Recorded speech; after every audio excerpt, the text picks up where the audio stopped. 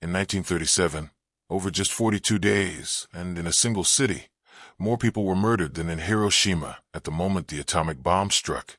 That city was Nanjing, the capital of China.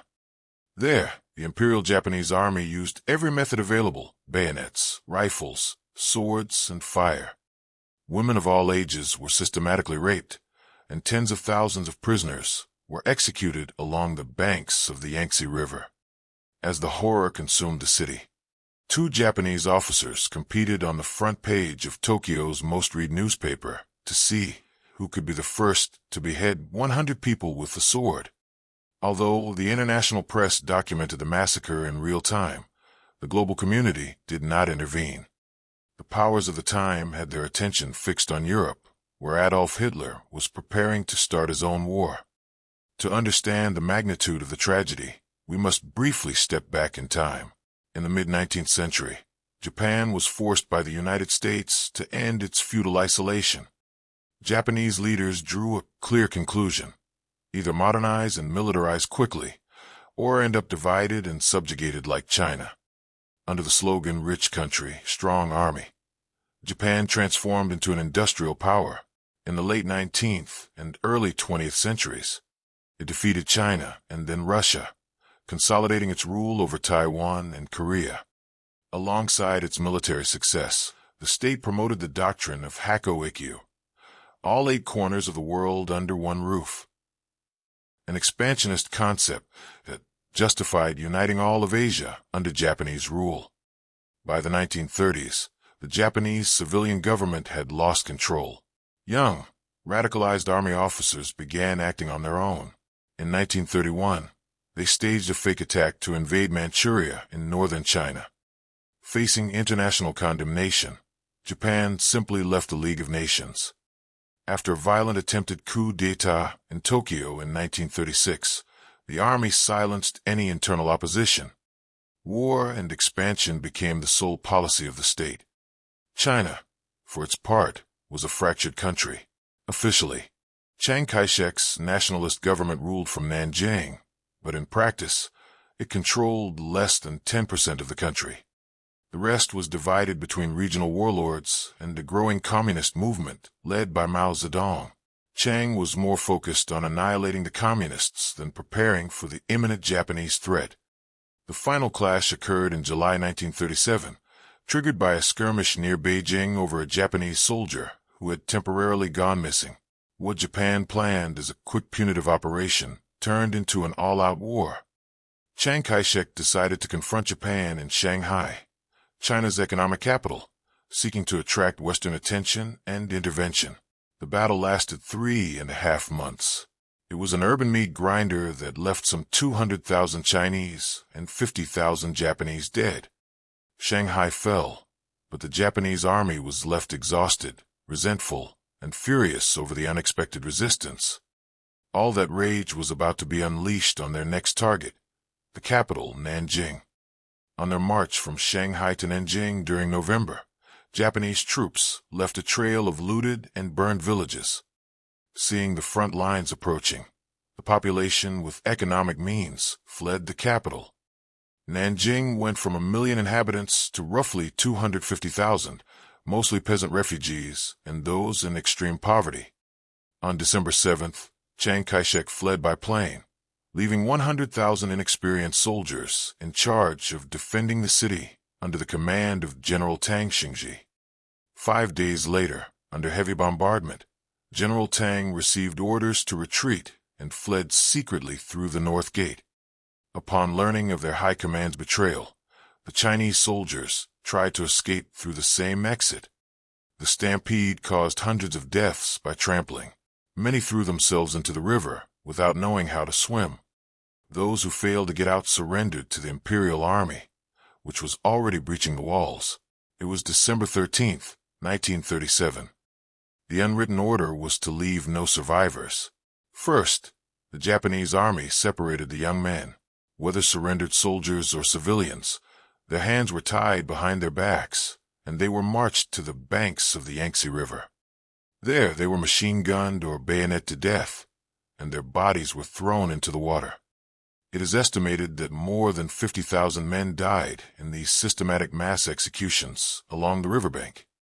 Immediately after, a house-to-house looting began. The most rigorous estimates point to between 20,000 and 80,000 rapes during the 6 weeks the uncontrolled occupation lasted. There was no age distinction. Girls and elderly women were gang-raped and often murdered afterward.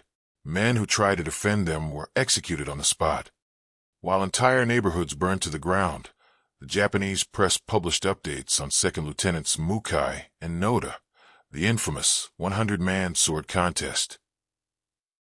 A competition treated like a sporting event to see who could murder more unarmed prisoners by beheading them. Casualty figures vary depending on whose lives are included in the count, but subsequent international tribunals documented at least 200,000 dead. The Chinese government maintains the figure at 300,000. Amidst the extermination, the only civilian line of defense was a small group of Westerners who refused to flee. Together, they formed the International Committee for the Nanjing Safety Zone, establishing a 4-square-kilometer area where hundreds of thousands of people took refuge.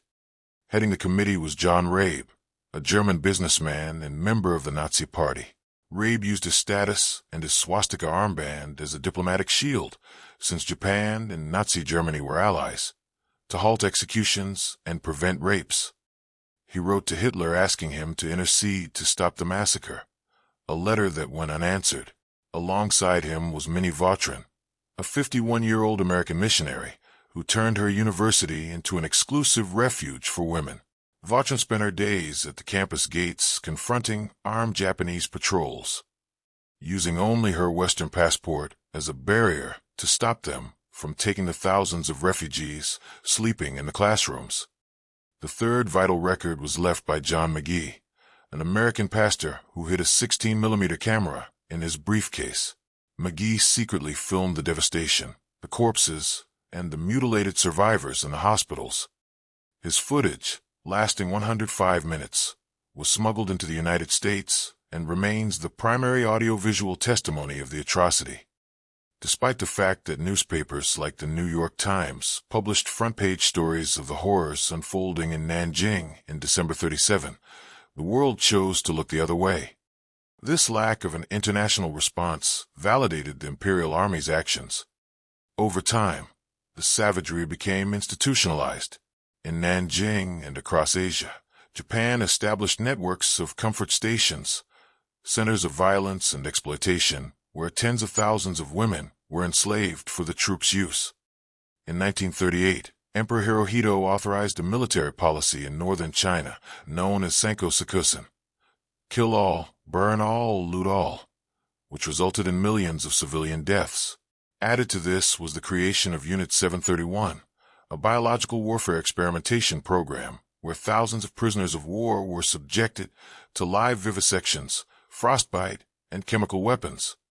When World War II ended in 1945, the Allies established the International Military Tribunal for the Far East in Tokyo. Several high-ranking officers were sentenced to death and hanged, including Iwane Matsui, the general in command at Nanjing. However, the main architects of the horror went unpunished. The United States, seeking medical data, granted total immunity to the scientists of Unit 731, and by the decision of General Douglas MacArthur, to ensure stability during the occupation and prevent a civilian uprising, the imperial family was granted absolute immunity.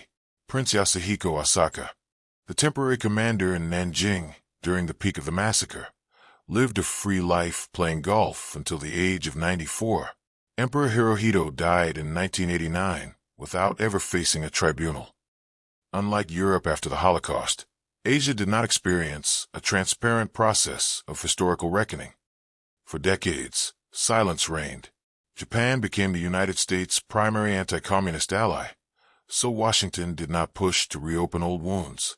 China, submerged in the famines of the Great Leap Forward and the purges of the Cultural Revolution, blocked its own historical memory.